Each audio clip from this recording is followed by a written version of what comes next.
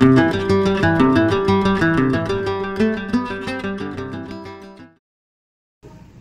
मित्रांनो, पुन्हा एकदा तुमचं स्वागत आहे दीपक मामणी पॉडकास्ट मध्ये। आज एका चित्रपटाचा रिव्ह्यू घेऊन आलो आहे। मराठी चित्रपट आहे प्रेमाची गोष्ट पार्ट 2। प्रेमाची गोष्ट हा पार्ट 1 आधीच येऊन गेलेला आहे, आता हा पार्ट 2 आहे। दिग्दर्शक आहेत सतीश राजवाडे।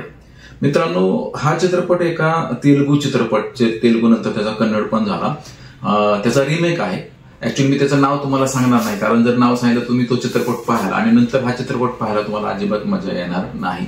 त्यामुळे न पाहता चित्रपट पाहायला गेलं, मूळ चित्रपट, तरच मग त्याची मजा येईल। प्रेमाची गोष्ट भाग 2 या चित्रपटामध्ये ललित प्रभाकर आणि ऋचा वैद्य नावाची एक अभिनेत्री आहे आणि दोघं मुख्य भूमिकेमध्ये आहेत।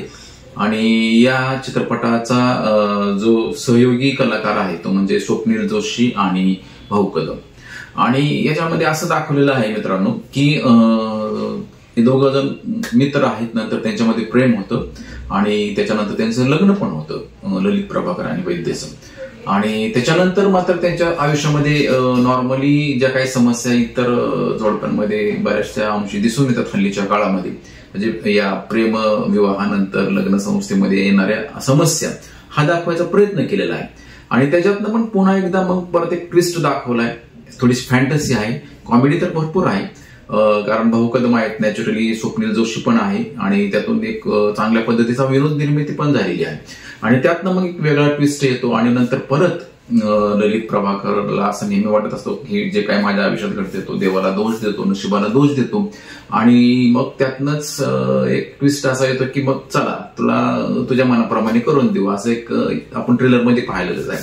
आणि मग त्यातनं परत काही अशा घटना घडतात की त्याचा निर्णय हा बरोबर असतो का चुकीचा असतो, आणि खरंच आपण कोणत्या प्रेमाच्या मागे धावत जातो किंवा मागे पळत राहतो, आणि खरंच प्रेम कोणतं असतं किंवा कोणतं नसतं हे कळायला आपल्याला बऱ्याच गोष्टीवर सॅक्रिफाईस होतो, बऱ्याच वेळ निघून जातो आणि मग नंतर कळतं त्यावेळेस पश्चातापाची वेळ असते किंवा वेळ निघून गेलेली असते। थोडासा प्रेडिक्टेबल चित्रपट आहे, पुढे काय घटना घडणार आहेत हे आपल्याला कळत पण राहतं।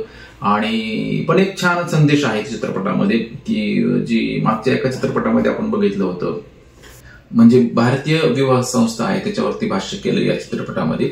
आपण जे म्हणतो ना लिव्ह इन रिलेशनशिप किंवा प्रेम, तात्पुरतं प्रेम, कायमचं प्रेम, आणि मग बघतो आपण की काय जोडप्यांचं 60-60 वर्ष लग्नानंतर सुद्धा जे बॉन्डिंग राहतं 50-50 वर्षानंतर ते हल्ली का होऊ शकत नाही किंवा त्याची काय कारण आहेत त्याच्यावरती भाष्य पण केलेलं आहे चांगल्या प्रकारे सतीश राजवाड्यांनी। चित्रपट ओव्हरऑल चांगला झालेला आहे, मध्ये मध्ये थोडासा स्लो झाल्यासारखं मला वाटतंय, कारण काय होतं पटकथेमध्ये थोडंसं आणखी ट्विस्ट असता किंवा वेगळ्या पद्धतीने केलं असतं तर आणखी थोडंसं त्याला स्पीड आलं असतं। हल्ली लोकांना स्पीड पाहिजे, कारण थोडं संत चाललंय की मग आपण उठून बाहेर जातो किंवा मग त्या पॉपकॉर्न खाऊन येतो किंवा काय, पण त्यापेक्षा चित्रपट असा हवा की आपण तिथनं हल्लं पण नाही पाहिजे जागेवर।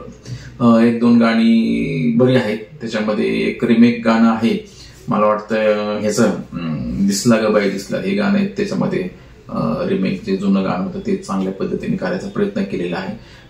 सिनेमॅटोग्राफी अत्यंत सुंदर आहे, संवाद चांगले आहेत, विनोद निर्मिती खूपच छान झाली आहे, भाऊ कदमने आणि स्वप्नीलने खूप चांगलं काम केलेलं आहे, निर्मिती मूल्य चांगली आहेत, त्या पद्धतीचा करण्याचा प्रयत्न केलेला आहे मराठी चित्रपट असून सुद्धा। ओव्हरऑल ऍक्टिंग ललित प्रभाकर ची चांगलीच आहे, अभिनेत्री नवी देत असली तरी प्रयत्न चांगलेला आहे, म्हणजे ओव्हरऑल सगळ्यांची कामं चांगलेली आहेत, एडिटिंग पण चांगलं आहे। एक चांगला चित्रपट करण्याचा प्रयत्न सतीश राजवाड्यांनी केलेला आहे। नेहमी सतीश राजवाड्यांचे चित्रपट चांगलेच असतात, हा पण चांगलाच आहे, परंतु दिवाळीच्या मुहूर्तावर चित्रपट रिलीज झाल्यामुळे त्याला इतर हिंदी चित्रपटांची स्पर्धा नक्कीच आहे, त्यामुळे त्याच्या बिझनेसवरती थोडाफार परिणाम नक्की होऊ शकतो। काय होतं, आपण हिंदीवाले विचार करतात की कुठल्या चित्रपटाबरोबर आपला चित्रपट रिलीज नाही झाला पाहिजे किंवा ते डेट पोस्टपोन करतो। बऱ्याच वेळा आपण मराठीमध्ये थोडंसं चुकलं जातं की जो मोठा चित्रपट आता मॅड ऑफ फिल्मचा थामा चित्रपट लागलेला आहे, त्याचबरोबर त्यामुळे साहजिकच त्याची क्रेज लोकांमध्ये आहे, त्यामुळे थिएटर्स कमी मिळतात, शोज कमी मिळतात आणि मग इच्छा असून पण चित्रपट बघायला आपल्याला जायला मिळत नाही। परंतु नक्की एक वेळ पाहण्यासारखा हा चित्रपट आहे, ललित प्रभाकरची चांगली ऍक्टिंग पाहण्यासाठी भाऊ कदम, स्वप्नील जोशीचा विनोद आहे तो पाहण्यासाठी आणि एक चांगला मेसेज पाहण्यासाठी हा चित्रपट नक्की चित्रपटगृहामध्ये जाऊन पहा.